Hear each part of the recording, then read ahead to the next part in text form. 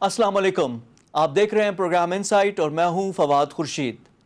आज मुल्क की सियासत पे पेट्रोलियम मसनूआत की कीमतों में जो इजाफा हुआ उस पर जो बहस थी वो हावी रही। हुकूमत ने यकम का इंतज़ार नहीं किया, उससे पहले पेट्रोलियम मसनूआत की कीमतों में रिकॉर्ड इजाफा 25 रुपये से ज़ायद का जो इजाफा है, इस पर अवाम की तरफ से भरपूर रिएक्शन आया है। अवाम इसको कबूल नहीं कर रहे और ये कहा यह जा रहा है कि यकम का इंतज़ार करने की क्या वजह थी कि उसका इंतज़ार नहीं किया गया, ओगरा को बाईपास किया गया। क्या हुकूमत ने माफियाज के सामने घुटने टेक दिए? इसका जवाब हुकूमती अहदेदारों ने भी दिया। आज दिन भर जो कुछ हुआ, पहले उस पर एक नज़र दौड़ाते हैं। जो सब कॉन्टिनेंट और साउथ ईस्ट एशिया में आपके पास वेब मौजूद है, आप उसको चेक कर लें। पाकिस्तान में यह सबसे कम है, तो आप फिर अंदाजा लगा लें कि हुकूमत पाकिस्तान और पाकिस्तान तहरीक इंसाफ की हुकूमत लोगों को उसने प्रोटेक्ट किया हुआ है। इस वक्त भी 17 रुपए कम है जनवरी के मुकाबले में आपका पेट्रोल, गो के इंटरनेशनल मार्केट में कीमतें ज्यादा हो रही हैं। ये हुकूमत अज माफिया है, मिन जानिब माफिया है, बराए माफिया है। कल रात माफिया एक दफा फिर जीत गया, हुकूमत अपने घुटनों पर नजर आई, हुकूमत सहूलतकार बन रही है। 4 दिन इंतजार नहीं हुआ आपसे, इसका मतलब है रेवेन्यू की हालत जमीन में धंस गई है कि आपको 4 दिन पहले कीमत बढ़ानी पड़ गई। रात का जो है वो पूरी दुनिया बिलबिला रही है। लोग कह रहे हैं कि तारीख की सबसे बड़ी डकैती जो है गवर्नमेंट के साथ तेल माफिया ने जो है वो मिलके की है। तो एक रात में कोई पेट्रोल पंप नहीं है कि जिसको 50 लाख से लेके 2 करोड़ रुपए की सलामी जो है इस गवर्नमेंट ने जो है वो नहीं दी। आम आदमी की जेब में ये डकैती हुई है। अगर कोई कंपनी अपने लाइसेंस की कंडीशन वायलेट कर रही है तो उसका लाइसेंस सस्पेंड हो। जब तक हम ये ना करें, ये मामला फिर कभी उठ सकता है। अगर हम आज का एक्सचेंज रेट लगा के उस कार्गो को प्राइस करें तो हमारी कैलकुलेशन ये शो कर रही है कि 31.5 और 32 रुपए के दरमियान प्राइस इंक्रीज बन रहा है पहली तारीख को। इसमें कोई दो राय नहीं है कि OMCs जिनकी लाइसेंस कंडीशन है कि उन्होंने 21 दिन का तेल का स्टॉक रखना है, तकरीबन सब OMCs के पास 21 दिन का स्टॉक नहीं था। PSO का 18 दिन था। महीने डेढ़ के पीरियड में ये तकरीबन 112% जैसे उमर भाई ने कहा बढ़ चुकी है। ये बातें आपने सुनी अवामी नुमाइंदों की, इलेक्टेड और नॉन इलेक्टेड दोनों। नदीम बाबर साहब भी वहाँ मौजूद थे। उनका ये कहना था कि आलमी मंडी में तेल की कीमतें बढ़ी हैं, तकाबुल किया गया खित्ते के दीगर ममालिक के साथ, लेकिन जो ज़मीनी हक़ाइक़ हैं उनको नज़रअंदाज किया गया। पाकिस्तान की करेंसी की कदर में कमी हुई, डिवैल्यूएशन हुई, उसको बिल्कुल डिस्कार्ड कर दिया गया और सिर्फ कंपैरिजन किया गया चीन से, बांग्लादेश से, भारत से। लेकिन वहाँ के जो मारूजी हालात हैं वो भी डिफरेंट हैं, उसकी कोई बात नहीं हुई। इस पे भी आज के प्रोग्राम में गुफ्तगू होगी। कमर ज़मान कायरा पीपल्स पार्टी की सीनियर रहनुमा करेंगे। फिर उसके बाद बात होगी कोविड की। पाकिस्तान का कोविड का रिस्पांस, खासकर पंजाब जो आबादी के लिहाज से सबसे बड़ा सूबा है, उस पर बात करने के लिए ख्वाजा सलमान रफ़ीक जो साबिक वज़ीर सेहत भी रह चुके हैं, पंजाब के मुस्लिम लीग नवाज से ताल्लुक़ है, उनसे गुफ्तगू होगी। और आखिर में KP की बात होगी। खैबर पख्तूनख्वा जो कि पाकिस्तान तहरीक इंसाफ का गढ़ समझा जाता है, उसके बारे में सीनियर एंकर पर्सन और जर्नलिस्ट जावेद इकबाल हमें ज्वाइन करेंगे प्रोग्राम के आखिरी हिस्से में। उनसे BRT के मुतल्लिक भी बात करेंगे कि BRT कब पाया तकमील तक पहुँचेगी। लेकिन आगाज़ गुफ्तगू कमर ज़मान कायरा से। कायरा साहब अस्सलाम वालेकुम and welcome to the show. बहुत शुक्रिया जी। वालेकुम अस्सलाम। कायरा साहब, आज की जो टॉप खबर है पेट्रोल प्राइसेस का जो इम्पैक्ट है और जिस तरह अवाम की तरफ से रिएक्शन आया है, PTI को क्या सूझी थी कि इस मौके पे ये करे? PTI के पास कोई सिमत है ही नहीं जी। ना वो मुल्क को कोई सी सिमत बेहतर चला सकते हैं, ना कोई पॉलिसी बना सकते हैं। कोई क्राइसिस आप देख लीजिए, अद्वियात से लेके कर्जे तक, कर्जे से लेके चीनी और आटे के स्कैंडल तक, जिस मामले में वजीर आजम साहब ने नोटिस लिया है उसी में अवाम की जेब पर डाका पड़ा है। हैरान कुन बात है। चीनी के रेट आसमान पे गए, कमीशन बनाया गया, कमेटी बनाई गई, अपने लोग पकड़े गए, फिर उसका मैंडेट बड़ा किया गया, फिर उसमें पता नहीं कितने लोग डाले गए, कमेटियां बना दी गई, इदारे बना दिए गए, किधर गए वो सारे। लेकिन हैरान कुन बात है, सजा वालों को सजा तो बाद में मिलेगी, लेकिन उसका कम से कम एक इम्पैक्ट तो होता है कि लोगों को चीनी सस्ती मिलनी शुरू हो जाती, वो नहीं मिल रही। अच्छा, ये पेट्रोल के पीछे आपको क्या लग रहा है? पेट्रोल के पीछे क्या है? क्या बड़ा सिंपल इशू है जी। पेट्रोल का सिंपल इशू ये है कि जो वजीर आजम साहब कहते थे ना माफियाज, अब सवाल क्या है, माफियाज में क्या हुआ? मार्च में आपको कहा गया कि जनाब शॉर्टेज आ रही है। मार्च में दुनिया में तेल मुफ्त में बिक रहा था, माइनस में। उस वक्त जब दुनिया में माइनस में तेल बिक रहा था, दुनिया तेल खरीद के अपने पास स्टॉक कर रही थी, हमारे पास स्टॉक्स मौजूद थे। एडवाइस किया गया गवर्नमेंट को कि तेल ले लें, सस्ता है, मुफ्त मिल रहा है, नहीं खरीदा। उस वक्त 2 कंपनियों ने तेल खरीदा, सिर्फ उनके पास आयल आ गया, और जब बहरान आ गया, तेल की शॉर्टेज हो गई, तो उन कंपनियों और उन्होंने रेट कम कर दिए। उस वक्त पीएसओ ने बाकायदा एहतजाज किया था कि हमें क्यों इंपोर्ट की इजाजत नहीं दे रहे आप। इंपोर्ट गवर्नमेंट ने, वजीर और सेक्रेटरी साहब ने, वजारत ने उसको बैन कर दिया था। अब सवाल ये है कि वो बैन करने के बाद शॉर्टेज आ गई, शॉर्टेज पे टाइमली आपने इंपोर्ट नहीं की, रिफाइनरीज को आपने क्रूड ऑयल नहीं दिया, नतीजातन मुल्क में शॉर्टेज आई और आपने तेल की कीमतें भी कम कर दी 10-12 रुपए। उस पर कंपनियां जो है वो डट गई, उन्होंने तेल नहीं बेचा, गवर्नमेंट ने उनके खिलाफ एक्शन लिए, उनके खिलाफ पर्चे एक दफा माफिया के सामने घुटने टेक दिए, और जब पीएसओ के साथ जो बाकी कंपनीज थी उन्होंने इंपोर्ट करने से इनकार कर दिया। शरायत मानी है, गवर्नमेंट ने उनकी शरायत मानी है। तो सवाल ये है कि वजीर आजम जिस बात पे नोटिस देते हैं उसी पे आके झुक जाते हैं, उसी पे अवाम की जेब में डाका पड़ता है। तो हम क्या समझें, ये वजीर आजम अगर नोटिस ना लेते तो शायद ये सूरत ना बनती।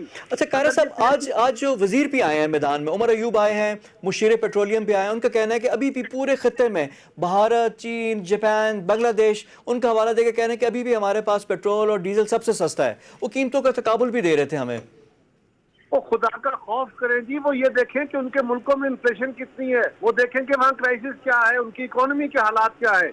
सिर्फ ये जमा तकसीम करके फैसले नहीं होते, उनकी डिवैल्यूएशन जी, करेंसी का जो आपका बिल्कुल ठीक पॉइंट है कि डिवैल्यूएशन भी जो हमने की हुई है, डिवैल्यूएशन कितनी हुई है, प्लस इन्फ्लेशन का लेवल क्या है। हमारा मुल्क बर्बाद हुआ पड़ा है। और आपने कुछ दिन पहले जब तेल की कीमतें कम की तो तेल मिला नहीं, लोगों को जो रिलीफ दिया वो दे नहीं सके, वो कंपनियां आपके सामने डट गई। ऑयल उनके पास पड़ा हुआ था, अब जिस कंपनी के पास 10 करोड़ लीटर पड़ा था, 25 रुपए लीटर आपने बढ़ा दिए, तो उसको तो सीधे सीधे अरबों रुपए कमा लिए। इसकी तहकीकात बाकायदा नैब को नोटिस देना चाहिए, सुप्रीम कोर्ट को नोटिस देना चाहिए कि ये किसने दिहाड़ियां लगाई हैं। और ये वजीर आजम जो नारे मारते फिरते थे कि जनाब हम तो बड़े शफाफ हुकूमत लेके आएंगे, देखें तो सही, वो दवाइयां हैं, वो चीनी है, वो आटा है, वो तेल है, बिजली है, कौन सा क्राइसिस है जिसमें दिहाड़ियां नहीं लगी। अच्छा कायरा साहब, अभी जो पेट्रोल की कीमत है उसमें से आधी कीमत टैक्सेस है, जो पेट्रोलियम डेवलपमेंट लेवी है, पीडीएल जिसको कहते हैं, वो भी बहुत हाईएस्ट लेवल पे रखा हुआ है। अगली दफा बजट में इन्होंने डबल से ज्यादा कर दिया उसके कि हम लोग इससे ज्यादा अदायगियां कर लेंगे। अभी भी अगर हुकूमत चाहे तो उसमें टैक्सेस में कमी करके रिलीफ दे सकती है आवाम को। तो ये क्यों अपने पांव पे क्यों कुल्हाड़ी मार रहे हैं? लगाई गई है वो भी गलत है, लेवी लगाई गई है वो ओगरा की तरफ से रिकमेंडेड नहीं है, तो वो इलीगल का प्रोसेस किया गया है, उसके ऊपर बजट के अंदर बातें हो रही है। लेकिन सवाल यह है कि ये रिलीफ देना तो चाहे, जो रिलीफ इन्होंने दिया, जब उन्होंने तेल की कीमतें कम की तो क्यों लोगों तक तेल की वो बेनिफिट पास ऑन नहीं हो सका। आज जब माफिया जो जिसको बकौल वजीर आजम के कि वो माफियाज हैं, आज उनके पास जब तेल पड़ा था उन्होंने बेचा नहीं है और आपने 25 रुपए रेट बढ़ा के उनको दिहाड़ियां लगाने का मौका दिया है। तो ये आपके मशीर, आपके सेक्रेटरी, आपकी वजारत, वजीर आजम का अपना आप, ये सारे इसमें शामिल है, इनका एहतसाब होना चाहिए। अच्छा कायरा साहब, अब अपोजिशन की भी बात करते हैं ना। देखिए गवर्नमेंट को जो चैलेंज अपोजिशन से नहीं आ रहा, गवर्नमेंट को गवर्नमेंट से ही चैलेंज आ रहा है कि जो इस तरह की चीज़ें कर रहे हैं, अब अवाम मुतनफ़र हो रहे हैं। कल इनकी बड़ी स्ट्रेंथ है पीटीआई गवर्नमेंट की सोशल मीडिया। कल सोशल मीडिया पे जो उनके सपोर्टर्स थे वो भी जवाब नहीं दे पा रहे थे, बिल्कुल हार्ड कोर लोग हैं वही अब आ रहे हैं। तो क्या ये जो फवाद चौधरी की स्टेटमेंट, मेंगल साहब की नाराज़गी, क्या कोई ग्राउंड वर्क चेंज हो रहा है? कोई आपको चीज़ें नज़र आ रही हैं being a student of politics, कुछ चीज़ें यानी हाथ से निकलती जा रही हैं गवर्नमेंट की? कोई अपॉर्चुनिटी है अपोजिशन के लिए? देखिए, जब वजीर आजम ये कह रहे हैं कि 6 महीने हैं, अगर अपने आप को ठीक कर लें तो बेहतर है, वरना चीजें स्लिप हो जाएंगी, तो स्लिप हो चुकी है। ये हुकूमत किसी एक वादे पे पूरे नहीं उतर सकी, किसी एक सेक्टर में कोई बेहतरी नहीं ला सकी, कोई एक अपनी कारकर्दगी बता दे। जब भी इनसे सवाल करते हैं, ये माजी में जी मुस्लिम लीग के दौर में ये होता रहा, पीपल्स पार्टी के दौर में ये, अपने दौर की कोई एक मिसाल नहीं दे सकते। तो ये गवर्नमेंट तो फेल हो चुकी। अब तो मैं समझता हूँ कि सेलेक्टर्स को सोचना होगा। अनफॉर्चुनेटली अब सेलेक्टर्स को चाहिए वो सिलेक्शन छोड़े और इलेक्शन होने दें इस मुल्क के अंदर, लेकिन उनको सोचना होगा कि अगर उनकी बनाई हुई टीम इतनी बुरी तरह हारती है, इतनी बुरी तरह नाकाम होती है, तो वो टीम तो डूबेगी, साथ उनका भी इमेज को बर्बाद कायरा करके साहब, ये रख जो आप देंगे। कह रहे हैं सिलेक्टर्स, इससे आपकी मुराद अवाम तो नहीं है कहीं? अवाम सेलेक्टर्स नहीं होते, अवाम इलेक्टर्स होते हैं। आप बड़े अच्छी तरह जानते हैं मैं क्या कह रहा हूँ, आप इतने सादे नहीं हैं। अच्छा, लेकिन अब तब्दीली की जो हवाएं हैं वो हमेशा बलूचिस्तान से होती हैं। जरदारी साहब फिर एक्टिव हुए, आपको कॉल भी की उन्होंने 3-4 रोज़ कबल, तो वहाँ पे क्या बात हुई? कोई गेम प्लान है, कुछ आप लोग कर रहे हैं? पहले भी बलूचिस्तान पेश खेमा साबित होता है, अब मेंगल साहब अलहदा हुए हैं, मौलाना फजल रहमान मुतहरिक हो गए, तो क्या वहाँ पे भी कोई डेवलपमेंट है, कुछ चीज़, कोई प्लान आप लोगों की तरफ से आ रहे हैं? आइंदा चंद दिनों में एपीसी होने वाली है। बिलावल साहब एक एपीसी कॉल कर रहे हैं। उस एपीसी के अंदर हम इस गवर्नमेंट की नालायकी और नाकामियों का तजिया करेंगे और फिर उसके अंदर ये भी तय किया जाएगा कि अगर हुकूमत अपना किबला दुरुस्त नहीं करती, सिमत दुरुस्त नहीं करती, अवाम को डिलीवर करने की कोशिश नहीं करती और अपने यही हथकंडे जारी रखती है, तो फिर इनसे किस तरह खलासी हासिल की जाए, ये भी उसमें तय किया जाएगा। अच्छा, एक और फिर तब्दीली की हवा होती है, कुछ लोग होते हैं उनकी आवाज़ें आना शुरू हो जाती हैं। पहले बड़ा आया नदीम अफजल चंद साहब का, वो भी पीपल्स पार्टी में आपके दोस्त भी हैं बड़े अच्छे, उनकी बात आई कि वो छोड़ रहे हैं, फिर वो छुट्टियों में चले गए। पहले भी वो आना जाना उनका था कि अब अभी आ रहे हैं जा रहे हैं। राजा रियाज साहब, वो भी पीपल्स पार्टी से थे पहले। इन लोगों के कोई राब्ते हुए आप लोगों से? कोई वापसी के दरवाजे इन लोगों के लिए भी खुले हैं या ये वैसी इंडिविजुअल वॉइसेस हैं? ये बातें आपसे तो शेयर नहीं हो सकती ना इस तरह। यानी कुछ तो हो रहा है, इसका मतलब है कि पसे पर्दा डेवलपमेंट्स हैं। नहीं, ये बातें आपसे शेयर तो नहीं हो सकती ना। यानी आपने कुछ ना कहते हुए भी कुछ कह दिया है, यानी हम इससे आप समझ भी आप जाते हैं समझदार हैं, आप जो चाहें उसके इंटरप्रिटेशन कर लें। अच्छा, लेकिन अब अवाम के पास क्या ऑप्शन है? अगर खुदा ना खास्ता अगर अवाम के पास ये ऑप्शन चीजें है होते कि हैं, आप कहते हैं इलेक्शन भी हो जाए, तो फिर क्या होगा, रिजल्ट क्या होगा? अवाम के पास ऑप्शन है कि इससे पहले पीपल्स पार्टी आई तो पीपल्स पार्टी ने मुश्किल तरीन हालात में दहशतगर्दी का मुकाबला किया, आलमी बहरानों का मुकाबला किया, इकोनॉमी के बहरानों का मुकाबला किया।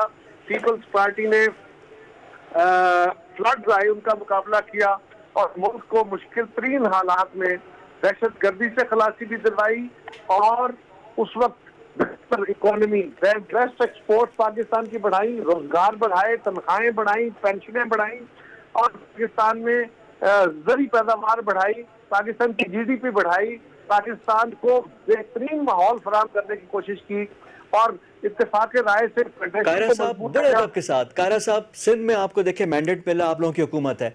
पंजाब में जो सूरत हाल है, जो आप बातें कर रहे हैं और जो ग्राउंड रियलिटीज़ हैं, वो बिल्कुल मुख्तलिफ हैं। आप खुद भी पंजाब के सदर रह चुके हैं पीपल्स पार्टी के, आप लोग पूरे मुल्क से, पंजाब से कैंडिडेट्स खड़े कर सकते हैं हर हल्के से? मेरे माजी में भी किए थे कि आज भी करेंगे इंशाल्लाह ताला। सवाल ये है कि सर, वो हमारे नंबर पूरा करने के लिए नहीं, इलेक्शन जीतने के लिए, विनिंग कैंडिडेट्स। साहब आपका सवाल आ गया। सवाल ये है कि हमारे लिए एक मुश्किल वक्त पैदा किया गया। पीपल्स पार्टी के साथ ये पहली दफा नहीं हुआ। 1970 से लेके आज तक हमारे खिलाफ यही होता रहा। पिछले इलेक्शन में हमारे लोग तोड़ के वहां भेजे गए, उससे पहले पैट्रियट बनाए गए, हमारे खिलाफ मीडिया कैंपेन्स की गई, बड़ा कुछ हुआ, छोड़िए उसको।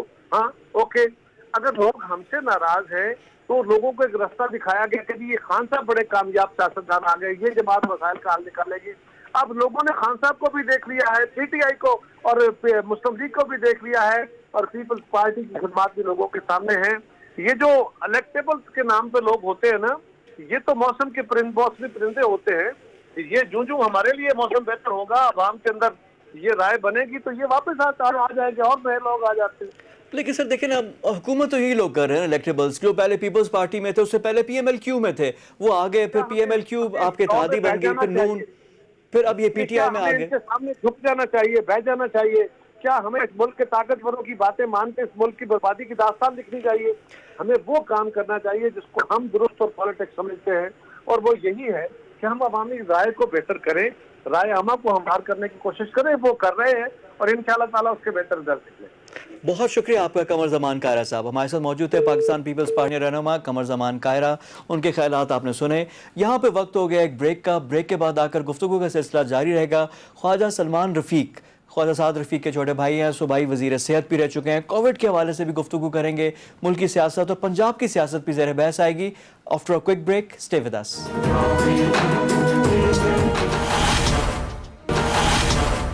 ब्रेक के बाद प्रोग्राम में दोबारा खुश आमदीद।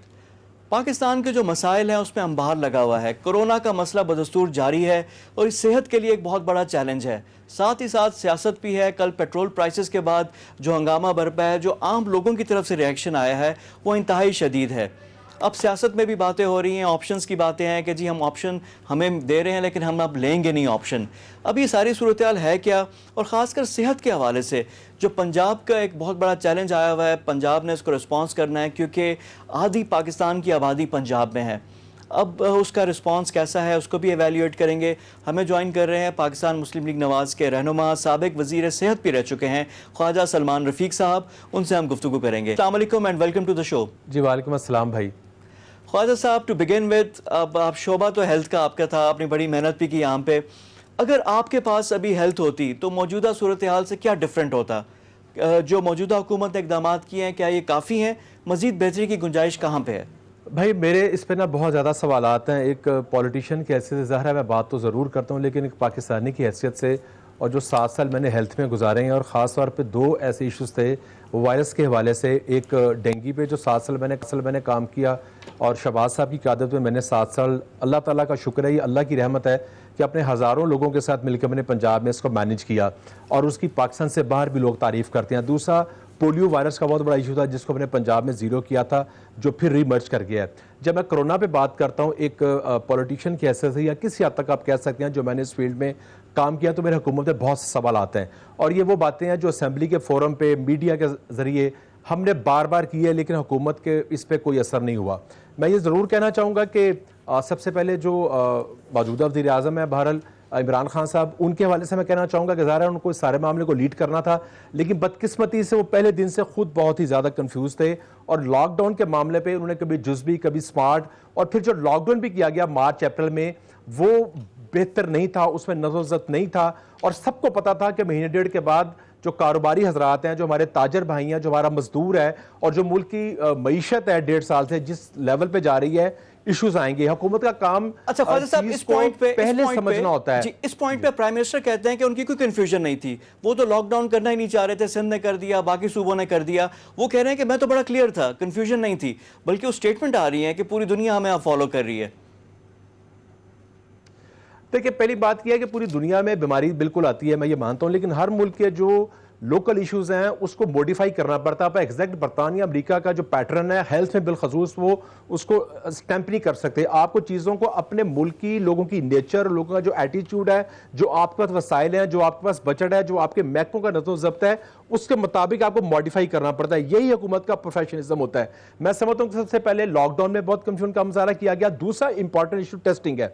टेस्टिंग जब आपने शुरू की तो उसका दायराकार को वसी करने में गैर जरूरी ताखीर जानबूझ के की गई। यह बात मैं पहले नहीं करता था, लेकिन जब बार बार मीडिया एंकर्स ने, पब्लिक हेल्थ स्पेशलिस्ट ने, अपोजिशन ने इसकी निशानदेही की, और उसके बावजूद टेस्टिंग क्राइटेरिया को नहीं। और मैं आपको ये कहना चाहूंगा कि मैं जब बात करता हूं तो मैं उसके साथ सोल्यूशन भी पेश करता हूं, और मैंने बार बार कहा कि आप किट्स स्टैंडर्ड की रिपोर्ट करें। आपने जो पहले किट्स इस्तेमाल करी उनकी एफिकेसी पे एक सवाल था, उसका एक चैलेंज था। सब स्टैंडर्ड किट्स आपने क्योंकि आपने टाइम पे उनको प्रोक्योर नहीं किया, और आप अगर अच्छी किट्स मंगवाते और प्राइवेट जो लैब्स थी उनसे कॉन्ट्रैक्ट करते और सरकारी अस्पताल से उसको रिकमेंड करते, तो वही टेस्ट जो 8-9 हज़ार का होता है या तो फ्री कर सकते थे, या वही जो प्राइवेट लैब्स हैं वो उस टेस्ट को 2-2.5 हज़ार पे ला सकती थी। तो बार बार कहने के बावजूद ना सरकारी अस्पतालों में आपने जो फ्री टेस्ट था खरीद के लिए उसको बेहतर किया, ना मीडियोकर अपर मीडियोकर के लिए जो प्राइवेट लैब्स थी उनसे बैठ के बात की, और वो टेस्ट जो 8-9 हज़ार का है। अब अगर किसी घर में, चूंकि मैं खुद कोविड सर्वाइवर हूं और मेरे अपनी फैमिली में कोविड था, मेरी मदर इन लॉ की डेथ हुई 12 दिन, तो एक एक स्टेप जो हुकूमत ने गलतियां की हैं मैंने उसको खुद फेस किया है। तो टेस्टिंग क्राइटेरिया में जानबूझ के ताखीर की गई, और डिले इसलिए किया गया कि मरीजों की तादाद कम सामने आए, जो कि एक जहर कातिल है, इस वजह से कि जब तक डाटा आपके सामने ठीक नहीं आएगा तो डाटा के बगैर आप लॉकडाउन कैसे कर सकते हैं। जब डाटा आपके पास एग्जैक्ट होगा कि किस शहर के किस मोहल्ले किस गली से कितने पेशेंट आ रहे हैं, तो आपको फैसला करने में आसानी होगी।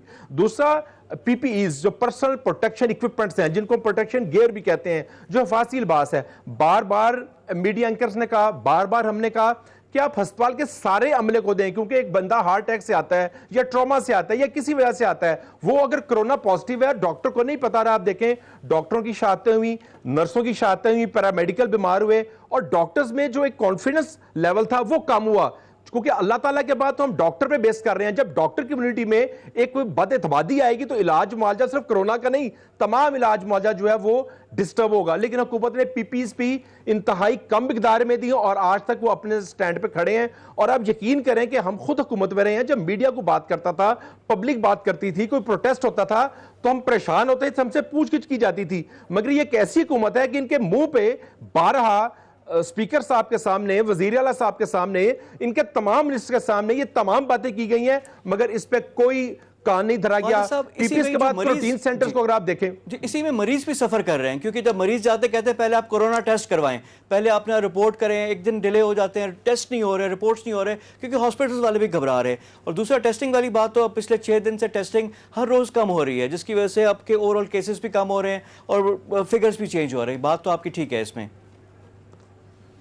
मैं आपको एक और बात इसमें कहना चाहूंगा कि जो टेस्टिंग है उसमें खासतौर पे गैर जरूरी डिले किया जाता है। यकीन करें ओवरसीज जो पाकिस्तानी आते हैं उनके पास 2 ऑप्शंस हैं, या वो क्वारंटीन सेंटर में जाएं या होटल जो नोटिफाइड हैं वहां पे अपने पैसों पर रहें। अब टेस्ट उनको दूसरे दिन मिल जाना चाहिए। सर 8-8 दिन लोग रो पड़े हैं वहां पे कैदों के होटलों में, लेकिन उनको टेस्ट जो था उसका पॉजिटिव नेगेटिव नहीं बताया गया। क्वारंटीन सेंटर की सूरत देखें, अरबों रुपए उन पे लगा दिया गया। आपके पास प्रपोजल मौजूद थी, आप 5-6 हज़ार जो पंजाब में या पाकिस्तान के और सूबे में जो प्राइवेट अस्पतालों के अटैच अस्पताल हैं उनके बेड हायर कर सकते थे। पीएमडीसी के रूल के मुताबिक सर्विसेज मुहैया करना उनकी जिम्मेदारी है। रेडियोलॉजी दवाई जो थी उसको हुकूमत सपोर्ट कर दी और कोऑर्डिनेशन बनाते तो आपके पूरे पूल में जो सरकारी पूल था उसमें 5 से 6 हज़ार बेड सिर्फ पंजाब में, यही सिंध में कर सकते थे, यही केपीके में कर सकते थे, बलूचिस्तान गिलगित कश्मीर में आप कर सकते थे। आपने इस पर कोई काम नहीं किया।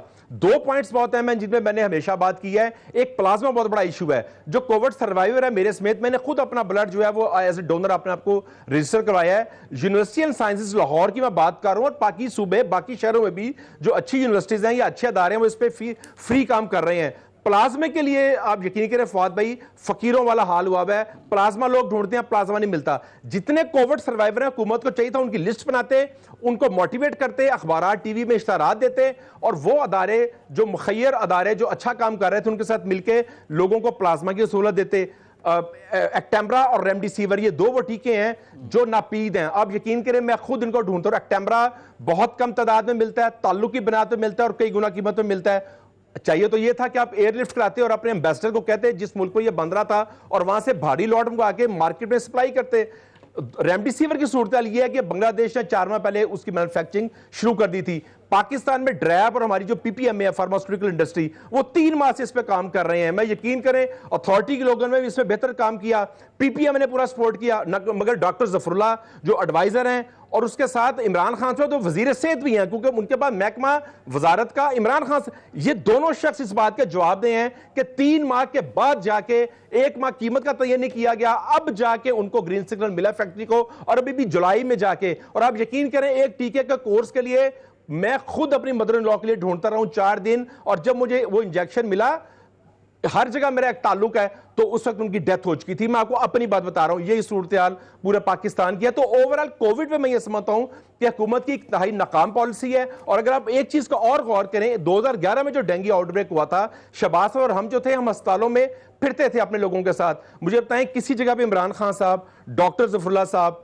बुजदार साहब या यास्मीन बीबी जो है या कोई मिनिस्टर जो है आपको पब्लिक में नजर आया है? मैं खुद कोविड पॉजिटिव हूं, आपको रिस्क के साथ काम करता है, मीटिंगें करके घरों में बैठ के डर के सियासत नहीं की जाती, सियासत जुर्रत से की जाती है। आपको थोड़ा रिस्क लेना पड़ता है, हुकूमत की यही जिम्मेदारी होती है। अगर आप लोगों के पास जाएं, क्वारंटीन सेंटर का विजिट करें, अस्पतालों का विजिट करें, तो लोगों में एक एतमाद आएगा, डॉक्टर नर्सिस में एक एतमाद आएगा। वो एतमाद अब मुल्क में नजर नहीं आता। और खुद अगर आप देखें इमरान खान साहब को, तो हर उस जगह पे, अभी पीछे एक मीटिंग में गए, फौजी क़यादत साथ थी, सारी फौजी क़यादत ने मास्क पहना हुआ था, वो एक नज़्म ज़ब्त का मुजाहरा कर रहे थे, खान साहब ने मास्क नहीं पहना था। कल अभी टाइगर फोर्स के बच्चों को मिल रहे थे, और कल भी नहीं, आप यकीन करें कल मैंने देखा है, कल भी नहीं पहना हुआ था। अभी बात यह है कि आपको एक मैसेज देना है, वो जहर आप किस किस्म में भी वज़ीर आज़म है, आप वज़ीर आज़म पाकिस्तान के हैं, लोगों ने आपको देखना है। जब आपको देखना है तो आप लोगों को तलकीन कर रहे हैं, पहले खुद तो उस पर अमल करें आप। अच्छा ख्वाजा साहब, क्योंकि आपका पर्सनल एक्सपीरियंस भी है, कोविड का आपने भी सामना किया, लड़ाई की, उस पर जीते भी और लॉस भी हुआ आपकी फैमिली में। अब कंक्रीट यानी स्टेप्स अगर हम लोग लिस्ट डाउन करें 1 2 3 क्या करना चाहिए, सोल्यूशन की बात आप करते हैं कि कौम का, क्योंकि सवाल है पेंडेमिक है, ख़त्म नहीं हो रहा कोरोना कहीं भी, covid is here to stay, तो हमें अब क्या क्या करना चाहिए गवर्नमेंट के लेवल पर ताकि एक अच्छा मशवरा भी हो जाए, सोल्यूशन? सबसे पहले जो गवर्नमेंट है उसका जो उनका टेक्निकल ग्रुप है उसमें एपिडेमियोलॉजिस्ट, वायरोलॉजिस्ट और जो डाटा एनालिस्ट हैं उनकी तादाद में इजाफा करना चाहिए। जो हमारे रिस्पेक्टेड डॉक्टर्स हैं जिन्होंने, मैं समझता हूं कि डॉक्टर, नर्सेज और पैरामेडिक्स हैं, हीरोज हैं पाकिस्तान के, अपनी जानें दी हैं, वो ज़ाहिर है क्यूरेटिव पार्ट पे हैं, उन्होंने इलाज मुआवजा करना है। प्रिवेंटिव पार्ट जो है उसका ताल्लुक उन लोगों से है जिनका मैंने जिक्र किया है। और जो आपको डाटा है उसको बेहतर करें, टेस्टिंग क्राइटेरिया को वसी करें। वसी करेंगे तो आपको अंदाजा होगा कि किस शहर, किस गली में कितने मरीज आ रहे हैं, और लॉकडाउन का फैसला करने में आपको आसानी होगी। जो प्रोटेक्शन गियर्स हैं वो भारी तादाद में डॉक्टर, नर्सेज और पब्लिक स्पेशलिस्ट को मुहैया करें ताकि उनमें तहफ़्फ़ुज़ आए। उनके जो अलाउंसेज आपने अनाउंस किए हैं वो अलाउंस उनको दें ताकि वो एक बेहतर और एतमाद से काम कर सकें। क्वारंटीन सेंटर की सूरत हाल को बेहतर करें। जो इंजेक्शन मार्केट में अवेलेबल नहीं है उनको अवेलेबल करें। प्लाज्मा के लिए मोटिवेशनल कैंपेन चलाएं। पाकिस्तान एक अजीम कौम है जो कोविड सर्वाइवर्स हैं। जब गवर्नमेंट उनसे रजू करेगी, आप टीचर्स को हायर कर सकते हैं, बलदियाती इदारे तो जो आपने तोड़ दिए हैं, आप टाइगर फोर्स को लगा दें, लोगों को उस काम पे लगाएं, अपने वर्कर्स को, जो एक पॉजिटिव काम है। और ये एक ऐसा काम है कि इसमें अपोजिशन भी आपका साथ देगी। तो अगर हुकूमत चाहे तो मेहनत करके, क्योंकि ये एक वॉर है, आप वायरस से जंग लड़ रहे हैं, सारे प्रैक्टिकल हैं, उसमें करने में कोई यानी ऐसा नहीं रिसोर्सेज भी नहीं चाहिए, सिर्फ ऑर्गेनाइजेशन चाहिए और जो गवर्नेंस है वो आते हैं। अब इसी में गवर्नेंस के इशू पे हम आ जाते हैं ख्वाजा साहब। कल वाला जो पेट्रोल प्राइसेस का जो इशू है, आज कौमी असम्बली में आपकी लीडरशिप ने भी, अपोजिशन ने भी, और जो आम पब्लिक है बहुत ज़्यादा आउट रहा है पेट्रोल प्राइसेस पे। गवर्नमेंट का मौक़िफ़ है कि अभी भी पूरे रीजन में सबसे कम है, ये मजबूरी थी जिसके तहत इन्होंने पेट्रोल प्राइसेस बढ़ाई हैं, लेकिन 25 रुपये का जो इजाफा है, तारीख में ऐसी एग्जाम्पल्स नहीं मिलती। फादी गुजारिश ये है कि खान साहब की जितनी भी तकारीर हैं पिछली, और मीडिया ने, मैं समझता हूँ कि इसमें बड़ा एक लोगों को अवेयरनेस दी है उनकी तकारीर उस वक्त की और आज की, तो उसमें एक तो कॉल ऑफ फेल में बहुत बड़ा तजाद है। पेट्रोल की जो कीमत है वो लोगों पे एक, मैं समझता हूँ कि महंगाई का बहुत बड़ा बम गिराया गया है। दवाइयाँ महंगी, मईशत की जो सूरत हाल है, चीनी की सूरत हाल देख लें, आटे की सूरत हाल देख लें, गैस, हर चीज़ की लोड शेडिंग फिर शुरू हो चुकी है क्योंकि 2 साल से कोई नया प्रोजेक्ट नहीं लगा। और कल तो इन्होंने एक बजट के दौरान ही मिनी बजट आ गया, और हर महीने अल्लाह ना करे, क्योंकि देखें मुल्क की जो सूरत हाल है, जो मैंने 2 दिन पहले असेंबली में स्पीच की है, मेरी कोई 35 मिनट की तकरीर थी जो मैंने कट मोशन हेल्थ पे की, और मैंने उसमें पूरा पोस्टमार्टम किया वफाकी और सूबाई हुकूमत का। और मैं आपको एक मिनट बताना चाहूंगा कि इस वक्त सूरत हाल है कि जो फाइनेंशियल ईयर 19-20 है उसका इनका टारगेट था 5,500 अरब का एफपीआर का। एफपीआर को लीड जो कर रहे हैं वो ज़ाहिर एफबीए के चेयरमैन है हफीज शेख साहब, उसको करते हैं, लेकिन हफीज शेख एडवाइजर है। मैं फिर कहूंगा ये वफाकी वजारत इमरान खान साहब के पास है, तो जवाब दे इसके बराह रास्त बतौर वफाकी वजीर खजाना के इमरान खान साहब है। 5500 अरब के टारगेट में 3500 अरब इनसे इकट्ठा हुआ, 2000 अरब का शॉर्टफॉल है। सिंध वाले जो शोर मचा रहे हैं वो बिल्कुल ठीक शोर मचा रहे हैं। पंजाब को 400 अरब का हिस्सा कम मिला है। तो जितने भी डिपार्टमेंट्स हैं, वो कोविड का मामला हो, हेल्थ हो, वो महंगाई हो, वो ज़राअत हो, वो एजुकेशन हो, वहां पे जितने भी पिछले साल में 19-20 में जो पैसे अनाउंस किए गए थे एडीबी बुक में, उससे आधे भी नहीं दिए गए। और मैंने एक एक स्कीम निकाली हेल्थ की, 35 मिनट में एक एक शहर पंजाब का मैंने डिस्कस किया, और मैंने बताया कि 50 करोड़ अनाउंस किया, दिया 5 करोड़, 1 अरब अनाउंस किया, दिया 10 करोड़। तो ये माली फाइनेंशियल मिसमैनेजमेंट है इमरान खान साहब की गवर्नमेंट की। और मैं बताऊं कि 2 साल गुजर चुके हैं, तीसरा साल का फाइनेंशियल ईयर है, अभी रेमिटेंस का इशू आएगा, एक्सपोर्ट हमारी कंप्रोमाइज होगी, बेरोजगारी हमारी बढ़ चुकी है। लेकिन तो ख्वाजा साहब, गवर्नमेंट से अगर हम बात करते हैं ना, तो वो कहते हैं कि पिछला 30 साल हुकूमत जिस पार्टी की रही है उसको देखें, पीएमएलएन ने बिला शिरकत गैरे यानी 2/3 अक्सरियत के साथ पंजाब पे हुक्मरानी की। तो हेल्थ का सिस्टम अगर नहीं है तो उनसे पूछें, तो इसका क्या जवाब है? इसका बड़ा वाज़ेह जवाब है। अगर आप पंजाब की बात करें और किसी तरह मेरे साथ प्रोग्राम करें और मुझसे बिल्कुल सवाल करना बनता है, मेरा जवाब देना बनता है, तो मैं कंपैरिजन कर दूंगा बाकी सूबों का। 7 साल जो केपी की उनकी हुकूमत रही है, कंपैरिजन विद पंजाब, तो पंजाब के एक एक डिस्ट्रिक्ट को, एक एक डिवीजन को हम डिस्कस करेंगे, अटक से रहीमियार खां तक, और हम बताएंगे कि हमने कितने नए अस्पताल बनाए, मेडिकल एजुकेशन में क्या किया, ह्यूमन रिसोर्स मैनेजमेंट में क्या किया, प्रिवेंटिव पार्ट पे क्या किया और क्रिएटिव पार्ट पे क्या किया। मैं ये बताना चाहूंगा कि मौजूदा हुकूमत ने जो हमारा 17-18 का 50 अरब से जायद का बजट था, आज 2 साल की महंगाई और कीमत देखें आप डॉलर की कहां पहुंच गई है, क्योंकि इसमें इंपोर्ट आइटम्स भी होती हैं। लोगों की तनख्वाहें इस साल तो नहीं बढ़ाई गई, लेकिन तनख्वाहें हर साल बढ़ती हैं। तो 33 अरब का बजट है पंजाब का, यानी कहां 50 अरब से जायद और कहां 33 अरब का। तो बजट जो बढ़ाना चाहिए वो तो 30 से 40% कम हो रहा है। कंस्ट्रक्शन कीमत बढ़ चुकी है, दवाइयों की कीमत बढ़ चुकी है। तो ये तमाम चीजें जो हम डालते हैं, तो पर कैपिटा जो हेल्थ में हम खर्च कर रहे थे, इस वक्त जो हुकूमत खर्च कर रही है तहरीक इंसाफ की, वो उससे बहुत कम है। अच्छा ख्वाजा साहब, अपोजिशन पे एक और ब्लेम भी आता है कि देखें अपोजिशन ने प्रेशर डालना होता है गवर्नमेंट पे। आप लोग बहैसियत अपोजिशन मुतहद नहीं है, आपस में ग्रुपिंग्स हैं, सियासत सही तरह नहीं हो रही, टारगेटेड नहीं हो रही, जो अवाम को मोबिलाइज करना है वो अपोजिशन नहीं कर रही। यानी हुकूमत कहती है हमें तो कोई चैलेंज ही नहीं है, अपोजिशन की तरफ से कोई थ्रेट ही नहीं है उनके लिए। ख्वाजा साहब आपके भाई जो है ख्वाजा साद रफ़ीक, उन्होंने भी बात की, ख्वाजा आसिफ ने भी बात की कि जी हमें अब ऑप्शन कह रहे हैं लेकिन हम लोग तैयार नहीं हैं, कि ऑप्शन लेने के लिए हम तैयार नहीं है। तो फिर अपोजिशन क्या कर रही है फिर?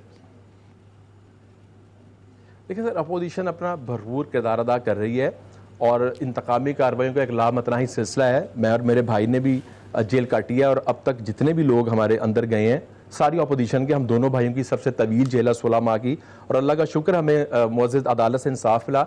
लेकिन वो भी साथ साथ चाह रहा है, लेकिन हर फोरम पे, चाहे वो कोई जुलूस हो, वो असेंबली का फोरम हो, सबसे अफसोसनाक बात है कि हुकूमत पे जो भी आप बात कर लें, जो भी कोई प्रपोजल दे दें, और सिर्फ हम लोग नहीं, मीडिया भी इस पर बेशुमार बात कर रहा है, कोरोना हो, महंगाई हो, वो किसी की बात सुनने के लिए इमरान खान साहब तैयार नहीं है। वो समझते हैं कि मैं ही अकेले कुल हूं और जो मैं कर रहा हूं मैं दुरुस्त कर रहा हूं, लेकिन उनका हर जो कदम है वो उनकी खराबी की तरफ जा रहा है। और उनकी खराबी, अल्लाह ना करे मैं किसी के लिए बददुआ करूं, लेकिन असल खराबी मुल्क की है, लोगों की है। मुल्क खराबी की तरफ जा रहा है, मईशत तबाह हो चुकी है। जब वो पिछले दौर के बात करते हैं तो जीडीपी देखें 5.8 से बेहतर था, आज हम माइनस में जा चुके हैं। तो ये सारी वो रेवेन्यू कलेक्शन हमारी उनसे बहुत बेहतर थी, वो डिफरेंट फिगर्स वो कोट करते हैं, वो करंट अकाउंट डेफिसिट की बात करते हैं, वो एक्सपोर्ट्स की फिगर की बात करते हैं, यानी दोनों सिलेक्टिव आप लोग फिगर ले रहे हैं। लेकिन अब यहाँ पे आगे का जरा बात करना चाहूँगा कि अब पीटीआई में फवाद चौधरी की स्टेटमेंट आ गई, बैक बेंचर्स, राजा रेहाज वो भी स्टेटमेंट दे रहे हैं, जो इत्तेहादी है वो नाराज़ हैं, बीएनपी मैंगल है उनकी भी अलग स्टेटमेंट आ गई है।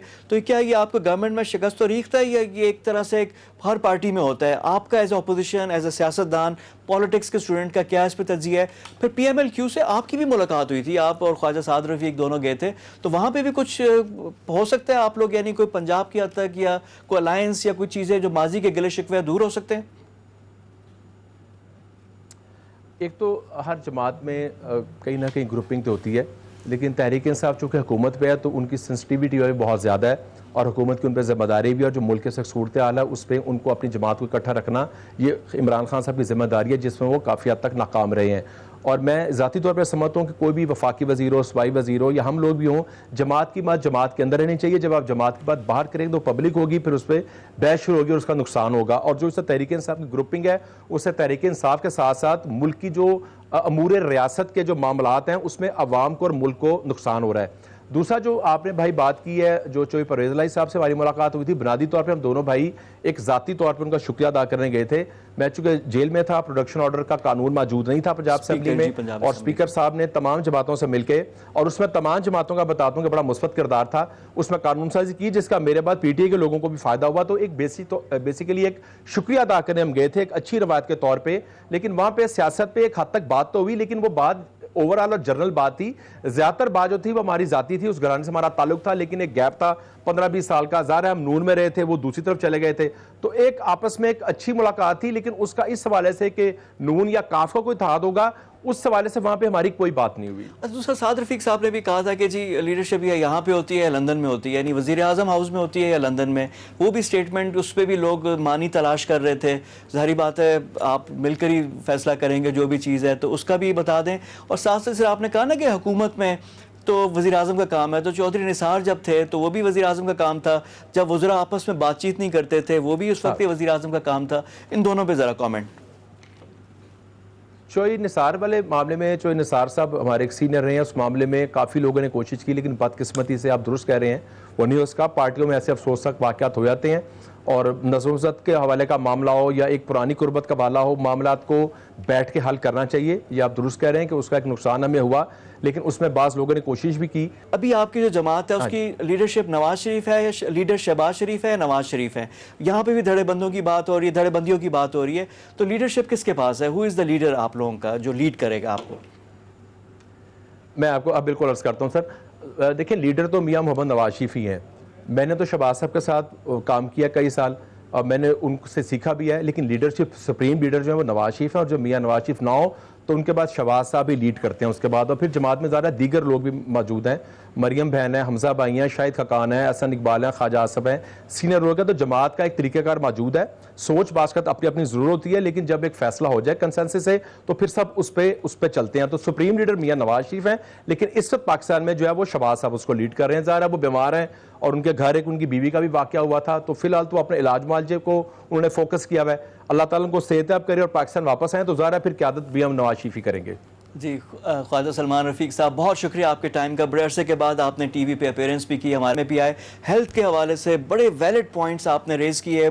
आपने कहा कि गवर्नमेंट को टेस्ट ज़्यादा करने चाहिए ताकि डेटा बेहतर हो, डॉक्टर्स को बेहतर इक्विपमेंट प्रोवाइड करें, बल्कि तमाम हॉस्पिटल में जितने भी अमला है उसका आपने कहा बड़ा अच्छी तजवीज़ है। फिर आपने कहा कि जो रेमडेसिविर है, जो बाकी एक्टेरमा है, इंजेक्शन हैं, उनकी प्रोक्योरमेंट की जाए, चीज़ें बेहतर की जाए। प्लाज्मा वाले जितने भी पेशेंट जो कोविड सर्वाइवर हैं जो बेहतर हो गए हैं, उनसे प्लाज्मा के लिए अपील की जाए, चीज़ें बेहतर की जाए, ऑर्गेनाइज़ की जाए और गवर्नेंस से इस कोविड के चैलेंज को अबूर किया जा सकता है। साथ ही साथ सियासत की भी आपसे बात हुई। बहुत शुक्रिया आपके टाइम का। हमारे साथ मौजूद थे PMLN के रहनुमा साबिक वज़ीर सेहत ख्वाजा सलमान रफ़ीक। प्रोग्राम में वक्त हो गया एक ब्रेक का। ब्रेक के बाद आकर कुछ खैबर पख्तूनख्वा की बात करेंगे, वहाँ पर अभी क्या हालात हैं और जो BRT का मनसूबा है वो कब पाया तकमील में पहुँचेगा। बात होगी, हमें ज्वाइन करेंगे senior anchor person Javed Iqbal. After a quick break, stay with us. Break के बाद प्रोग्राम में दोबारा खुश आमदीद। अब हम गुफ्तगू करेंगे कि पेट्रोल पे जो आउटक्राई है, जो लोगों की तरफ से रिएक्शन आया है, गवर्नमेंट के लिए इंतहाई शदीद है। गवर्नमेंट को तवक्को भी नहीं थी, अब ये गवर्नमेंट ने फैसला कर लिया, उसका बैकलैश तो आ रही है। सियासी तौर पर अपोजिशन कितनी मुतहरक है और गवर्नमेंट का जो गढ़ है, PTI को जो असल कामयाबी मिली थी 2013 में मिली थी, वो KP में खैबर पख्तूनख्वा से मिली थी। इस दफ़ा खैबर पख्तूनख्वा ने, तारीख में कभी इस तरह नहीं होता कि खैबर पख्तूनख्वा दोबारा मैंडेट दे किसी भी पार्टी को। पाकिस्तान तहरीक इंसाफ को वहाँ से भी मैंडेट मिला। अपोजिशन की सियासत क्या हो रही है, और ख़ासकर जो फेवरेट सवाल है खैबर पख्तूनख्वा के हवाले से, वो ये है कि BRT की तकमील कब होगी। इस पर भी गुफ्तगू करेंगे। हमें ज्वाइन कर रहे हैं आज हमारे बड़े खुसूसी मेहमान हैं जावेद इकबाल साहब, सीनियर सहाफ़ी हैं, तजियाकार हैं, एंकर पर्सन भी हैं, और खैबर पख्तूनख्वा के मामलात पे भी बड़ी गहरी नज़र होती है इनकी। ये सारे सवालात करेंगे जावेद साहब। तो जावेद साहब, अस्सलाम वालेकुम और प्रोग्राम में खुश आमदीद। वालेकुम सलाम, बहुत शुक्रिया फवाद साहब। जावेद साहब, टू बिगिन विद, पहले ज़रा मुल्क की सियासत की ज़रा ओवरऑल बात पहले मैं करना चाहूँगा आपसे। बड़े अरसे के बाद आप आ रहे हैं, आपसे बात भी करनी चाहिए कि मौलाना फजलुर रहमान एक दफ़ा फिर मुतहरक हो गए। बाकी अपोजिशन से तो उम्मीद नहीं है, मौलाना साहब होते हैं तो कुछ ना कुछ डेवलपमेंट भी होती है। फवाद चौधरी की स्टेटमेंट, फिर ये पेट्रोल प्राइसेस का जो पेट्रोल बम गिरे आवाम पे, तो हो रहा क्या है सियासत में? फवाद साहब, यकीनी तौर पर बहुत मुश्किलात तो हैं, आवाम के लिए भी बहुत ज़्यादा मुश्किलात हैं। और फिर ये जो पेट्रोलियम मसनूआत की कीमतों में यकदम इतना बड़ा इजाफा हुआ है, इससे एक तो आवाम पर भी प्रेशर गया है और दूसरी तरफ हुकूमत का जो पैनिक है वो भी आश्कारा हुआ है। याद रखिएगा कि जो फाइनेंशियल पैनिक होता है उससे ज़्यादा जब हुकूमत पैनिक कर जाती है उसका ज़्यादा नुकसान होता है मुल्क के लिए और आवाम के लिए भी। ये जो कुछ हमने देखा, और एक महीने की 26 तारीख को हमने देखा, यानी ये काम 4 से 5 दिन बाद भी हो सकता था। पहली को भी जो एक तरीका कार है, एग्जैक्टली, जो 1 जुलाई तक भी ये काम हो सकता था। एक तो ये बात, दूसरी बात, पाकिस्तान की तारीख में पहली बार इतना इजाफा हुआ है। मेरे ख्याल में इस चीज ने ऑपोजिशन को एक पॉइंट तो दिया है, एक बड़ा मजबूत पॉइंट दिया है। अब ऑपोजिशन इसको किस कदर इसको एक्सप्लॉइट कर सकती है, ये डिपेंड करता है ऑपोजिशन पे। लेकिन इसमें सवाल, जैसे कि आपने खुद भी फरमा दिया कि हमें मुस्लिम लीग नून, जो कि मेन ऑपोजिशन की जमात है, मियां शहबाज शरीफ साहब, वो भी मुतहर्रिक नजर नहीं आते।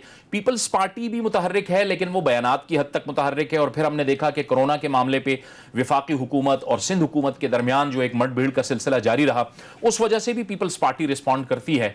लेकिन सबसे ज्यादा जो ऑपोजिशन को मुतहर्रिक करने वाले हैं वो मौलाना फजलुर रहमान साहब हैं। मौलाना फजलुर रहमान जब पहले भी मुतहर्रिक हुए थे तो उन्होंने इस चीज का एडवांटेज बहरहाल लिया था, और वो ये कहते थे कि मेरी वजह से या हमारी तहरीक की वजह से मियां नवाज शरीफ साहब को फायदा हुआ, या मुस्लिम लीग नून को हुआ, या पीपल्स पार्टी को लेकिन हुआ। जावेद साहब, इतनी गलतियां, यानी आपको फुल टॉस मिल रही है और अपोजिशन छक्का नहीं मार रही, तो इसमें अपोजिशन पे भी सवालात उठने चाहिए। यकीनी तौर पर अपोजिशन पे सवालात उठ रहे हैं, और अवाम ने तमाम की तमाम अपनी उम्मीदें जो हैं वो अपोजिशन से लगाई हुई हैं, लेकिन बदकिस्मती से हमें नजर नहीं आ रहा। अच्छा, इसमें एक और अहम बात भी है। शायद ऑपोजिशन ये भी सोच रही है, मौलाना फजल रहमान साहब को तो हमेशा हुकूमत खत्म करने की जल्दी रही है, लेकिन दूसरी जानिब मुस्लिम लीग नून, मियां शहबाज शरीफ साहब, आपको पता है कि मियां शहबाज शरीफ मियां नवाज शरीफ के मुकाबले में जरा नरम गोशा रखते हैं बाकी मामलात के हवाले से, एस्टैब्लिशमेंट के हवाले से भी। हुकूमती मामलात में वो एक आध बयान दाग देते हैं, लेकिन इससे ज्यादा हमें नजर नहीं आ रहा कि मुस्लिम लीग नून की जानिब से कुछ हो रहा है, यानी हल्की फुल्की मौसीकी है, हल्की फुल्की मौसीकी। अच्छा जावेद साहब, आप आ जाते हैं जरा इनके गढ़ की तरफ। अब खैबर पख्तूनख्वा की कोई बात नहीं होती, बात होती है फेडरल गवर्नमेंट की। बुज़दार हुकूमत में उस्मान बुज़दार साहब पे बहुत ज़्यादा तनकीद हो जाती है, यानी जो ड्यू नहीं भी होती वो भी हो जाती है, उनको वो भी कर्ज चुकाने पड़ते हैं जो उन्होंने नहीं लिए हुए।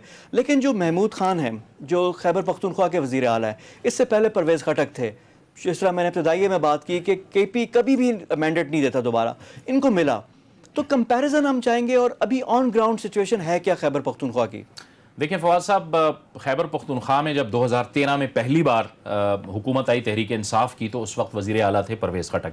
परवेज़ खटक सूबे में जोड़ तोड़ के हवाले से भी बड़े जाने माने जाते हैं और उनकी सियासी समझबूझ भी बहुत ज्यादा है। आजकल नजर ही नहीं आते, और आजकल नजर नहीं आ रहे, वो एक साइड पे हुए हैं। बल्कि हम तो अक्सर उनसे ये तवक्को करते हैं कि इंडिया के मामलात के अंदर उनको बोलना चाहिए, उनको बोलना चाहिए, उन्हें बात करनी चाहिए, उनको उनका स्टेटमेंट आना चाहिए, उनका मौक़िफ़ आना चाहिए। मर्जी की वजारत नहीं मिली। एग्जैक्टली। अच्छा, वो असल में अब भी 2018 के इलेक्शन में भी जब कामयाबी वहां पे हुई और 2/3 अक्सरियत मिली खैबर पख्तूनख्वा में पाकिस्तान तहरीक इंसाफ को, और मुल्क की तारीख में जैसे कि आपने खुद भी कह दिया अनप्रेसिडेंटेड हुआ है कि पहली बार दूसरी बार मुसलसल हुकूमत आई है। वो चाहते थे कि वो वजीर आला रहें, लेकिन तहरीक इंसाफ के चेयरमैन और वजीर आजम साहब के ख्याल में, उनके तासुर में यह था कि वो पहले बहुत ज़्यादा ब्लैकमेल होते रहे हैं परवेज़ खटक साहब से, तो वो नहीं चाहते थे कि ऐसा कोई बंदा वहाँ पे वज़ीर आला रहे जो उनको दोबारा आंखें दिखा सके।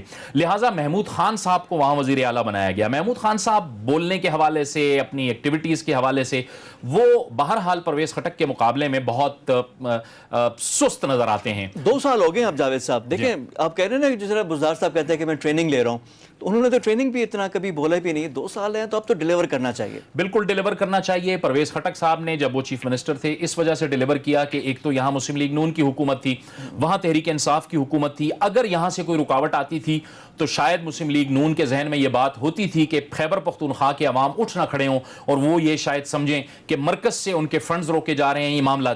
अच्छा, लेकिन जब यहां पे तहरीक इंसाफ की हुकूमत आई तो फंड्स के मसाइल भी हुए। फिर तहरीक इंसाफ ने हमेशा मुल्क की इकोनॉमी का और मईशत का रोना रोया है कि उन्हें बड़ी बुरी सूरत हाल में इकोनॉमी मिली है। इस वजह से अब ना वो फंडिंग हो रही है खैबर पख्तूनख्वा को, ना वो पैसे जा रहे हैं। मुझे लग रहा है कि सिर्फ बातचीत ही हो रही है और बातें ही हो रही हैं कि हम ये कर रहे हैं, हम वो कर रहे हैं। लेकिन एक बात तय है कि परवेज़ खटक के मुकाबले में महमूद खान बहसियत वज़ीर आला बहुत कमज़ोर वज़ीर आला है। अच्छा, अब आ जाते हैं एक ऐसी जो छेड़ है, जो फेवरेट सवाल है। परवेज़ खटक की तारीफें भी की आपने, लेकिन वो जाते जाते 2-3 बड़े काम करके गए जो अभी भी गले पड़े हुए हैं। एक है पेशावर BRT। अब ये पहले तारीखें होती थी, उन्होंने तो कहा था कि मैं तो ये इलेक्शन से पहले ही कर दूंगा, फ़ौरन ये आकर ना हो जाएगी। लोगों को भी था कि चलो हो जाएगी, तकलीफ है। पेशावर पूरा उखाड़ के रख दिया, जो रोड्स बने थे दोबारा से हो गए। अब BRT की ओनरशिप कोई नहीं ले रहा। अब ये है कि कुछ फुटेजेस आई हैं जहाँ पे तकमील की तरफ जा रहे हैं, फिर उसके कुछ मज़े की फुटेजेस थी, गैस पाइपलाइन अलहदा से गुजर रही है, चीज़ें भी हैं। तो BRT की क्या सूरत हाल है? देखें, ये तो आपने कह ही दिया कि परवेज़ खटक साहब ने जाते जाते ये एक इलेक्शन स्टंट खेला था, और ये आखिर तक तो यही कहते रहे थे कि बड़े अगले इलेक्शन तक कंप्लीट हो जाएगा। उम्मीद करते हैं कि हो जाएगा, लेकिन अब यह है कि काम वहां पे जारी है। लेकिन अभी जो मौजूदा हुकूमत है, यानी इस वक्त जो सिटिंग मिनिस्टर्स हैं या जो वजीर आला हैं, वो किसी भी तौर से उसकी हतमी तारीख देने को तैयार नहीं है। ठीक है, वो इलेक्शन स्टंट था, परवेज़ खटक साहब ने कहा था, ये बहुत बड़ी गलती थी। उन्होंने कहा था कि ये 6 महीने में तैयार होगा, जो कि हो ही नहीं सकता था, इतना बड़ा प्रोजेक्ट था वो। फिर उसमें ठीक है, पेशावर की वो जरूरत थी, लेकिन इन्होंने उसकी प्लानिंग, मनसूबाबंदी उस तरह से नहीं की जिस तरह से होनी चाहिए थी। अगर मनसूबाबंदी होती, प्रॉपर तरीके से होती। अब देखें, पूरा BRT तकरीबन बन चुका है, उसके स्टेशंस अब बनना बाकी हैं, वो भी तकरीबन तकमील के मराहिल में है, लेकिन वहां पे टेक्निकल मसाइल बहुत सामने आ रहे हैं। चले हम दुआ कर सकते हैं कि हो जाए, और खासकर जो अजियत, जो मुश्किल टाइम से गुजरे हैं हमारे पेशावर वाले भाई, उनको कम से कम इसका कुछ समरात भी मिलना चाहिए। इसी तरह सवात मोटरवे, वो भी इन्होंने साथ स्टार्ट की थी परवेज़ खटक साहब ने, वो भी अभी 8-9 किलोमीटर, क्योंकि आपका तो आना जाना भी है चीज़ है, वो भी अभी रह गया। स्पेशल इकोनॉमिक जोन बल्कि रशकई में जो बनना था उसके बारे में कोई इन्फॉर्मेशन, कोई डेवलपमेंट सीपैक वाला उस हवाले से मैं आपको एक खबर भी दे दूं कि सीपैक का वो प्रोजेक्ट था रशकई इकोनॉमिक जोन, और उसमें तकरीबन 5,000 से 7,000 इंडस्ट्रीज लगनी हैं, 5 से 6 लाख रोजगार उससे क्रिएट होना है। और अब जो हमारे पास इत्तला है उसके मुताबिक पीर को उसकी जो है वो SECP में रजिस्ट्रेशन हो रही है और जुलाई के महीने में वहां पे ग्राउंड ब्रेकिंग उसका सिलसिला होना है और उसका इफ्तिताह हो जाना है। तो मेरे ख्याल में सूबे के लिए ये एक बहुत बड़ा प्रोजेक्ट होगा जो सीपैक के अंडर ये शुरू हो रहा है। ये है कि सिर्फ इफ्तिताह ना हो, उस पर बाकी भी काम हो जाए और टाइमली हो जाए। अगर आप खबर देने वाले मूड में आए हुए हैं जावेद साहब, तो कुछ हमें और भी खबर बताएंगे खैबर पख्तूनख्वा में क्या तब्दीलियाँ, जोड़ तोड़। कुछ नाराज भी लोग हो गए थे, आतिफ खान, शहराम तरकई, वो भी नाराज, उनको निकाल दिया वजारतों से, यानी टीम में भी चेंजेस होती रही हैं। तो वहाँ पर खबर दे दें। मेरे पास खबर है, वो खबर यह है कि शहराम खान तरकई ने अपने मामलात महमूद खान वज़ीर आला साहब के साथ बेहतर कर लिए हैं और आने वाले दिनों में तवक्को है कि वो बहैसियत हेल्थ मिनिस्टर दोबारा से हलफ लेंगे। अलबत्ता आतिफ खान साहब जो हैं फ़िलहाल वजारत में नहीं आ रहे, और ये बात हमें जहन में रखनी चाहिए कि पिछली हुकूमत में आतिफ खान और शहराम खान तरकई ये दोनों वजारतों में थे और इन दोनों की परफॉर्मेंस खैबर पख्तूनख्वा के अंदर बड़ी मुनासिब रही। अहम वजारत तालीम थी आतिफ के पास, और सेहत जो अभी कोरोना का भी है वो शहराम के पास है। और अभी शहराम के निकालने की वजह से जब इनको साइड पे किया गया तो जो फाइनेंस के हैं तैमूर झगड़ा साहब, उनके ज़िम्मे सेहत भी है, तो सेहत भी देख रहे हैं, फाइनेंस भी देख रहे हैं, तो चीज़ें और अच्छा है, कुछ खबरें भी मिल गई और खैबर पख्तूनख्वा का भी अहवाल हो गया। जावेद साहब बहुत शुक्रिया आपके टाइम का, मेरे पुराने दोस्त और सीनियर सहाफ़ी तज़ियाकार हमारे साथ मौजूद थे। आज के इनसाइट में इतना ही, कल मज़ीद मौज़ूआत के साथ आपकी खिदमत में हाजिर होंगे। तब तक के लिए फवाद खुर्शीद को इजाज़त दीजिए। खुदा हाफिज़।